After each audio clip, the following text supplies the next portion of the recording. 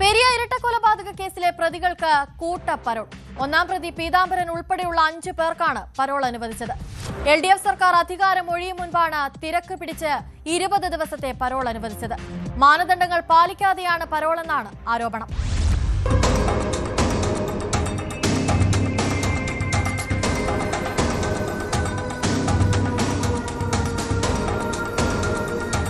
പെരിയ ഇരട്ടക്കൊലപാതക കേസിലെ പ്രതികൾക്ക് വീണ്ടും പരോൾ. ഒന്നാം പ്രതി പീതാംബരൻ ഉൾപ്പെടെ 5 പ്രതികൾക്കാണ് കൂട്ടപ്പരോൾ അനുവദിച്ചത്. LDF സർക്കാർ അധികാരം ഒഴിയും മുമ്പ് 20 ദിവസത്തേക്കാണ് പരോൾ അനുവദിച്ചിരിക്കുന്നത്. ഹൈക്കോടതി ഉത്തരവ് പ്രകാരമുള്ള പരോൾ എന്നാണ് ഇക്കാര്യത്തിൽ ജയിൽ അധികൃതരുടെ വാദം.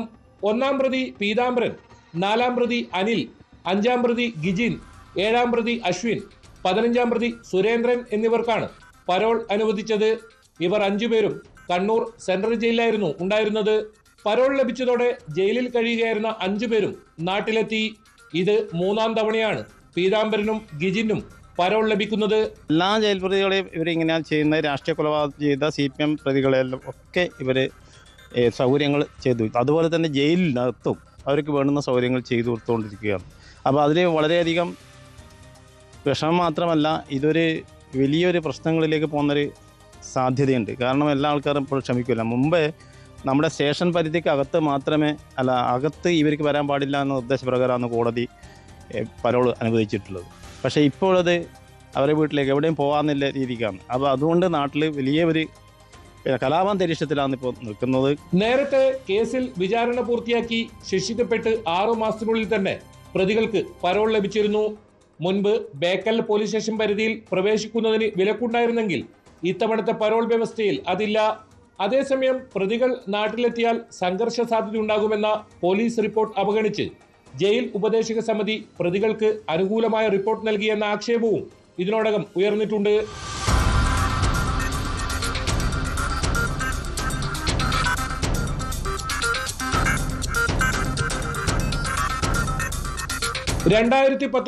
ഫെബ്രുവരി 17 പെരിയ കല്യോട്ടെ യൂത്ത് കോൺഗ്രസ് പ്രവർത്തകരായ ശരത്ലാലിനെയും കൃപേഷിനെയും അതിക്രൂരമായി വെട്ടിക്കൊലപ്പെടുത്തിയത്. ആദ്യം ലോക്കൽ പോലീസും പിന്നീട് ക്രൈംബ്രാഞ്ചും അന്വേഷിച്ച കേസ് ഹൈക്കോടതി നിർദ്ദേശപ്രകാരം CBI ഏറ്റെടുത്തു. കേസിൽ CPIM പ്രവർത്തകരും അനുഭാവികളുമായ 10 പ്രതികൾക്ക് ജീവപര്യന്തം തടവ് ശിക്ഷയും 2 ലക്ഷം രൂപ വീതം പിഴയും CBI പ്രത്യേക കോടതി വിധിച്ചു. CPIM പെരിയ ലോക്കൽ സെക്രട്ടറിയായിരുന്ന 1ാം പ്രതി പീതാംബരൻ അടക്കമുള്ളവരായിരുന്നു പ്രതികൾ. 1 മുതൽ 8 വരെയുള്ള പ്രതികൾക്കും 10, 15 പ്രതികൾക്കുമാണ് കോടതി ഇരട്ട ജീവപര്യന്തം വിധിച്ചത്. CPIM മുൻ MLA KV Kunhiraman, Kanhangad block മുൻ പഞ്ചായത്ത് പ്രസിഡന്റ് K മണികണ്ഠൻ എന്നിവർ ഉൾപ്പെടെ 4 പ്രതികൾക്ക് 5 കൊല്ലം തടവ് ശിക്ഷയും വിധിച്ചു. ഹൈക്കോടതിയിൽ അപ്പീൽ നൽകിയതിനെ തുടർന്ന് ഇവർ ജാമ്യത്തിലാണ്.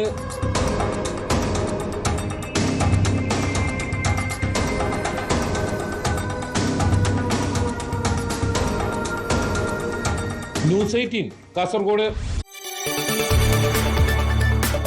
കൂടുതൽ വാർത്തകൾക്ക് News 18 Keralam YouTube channel subscribe ചെയ്യുക.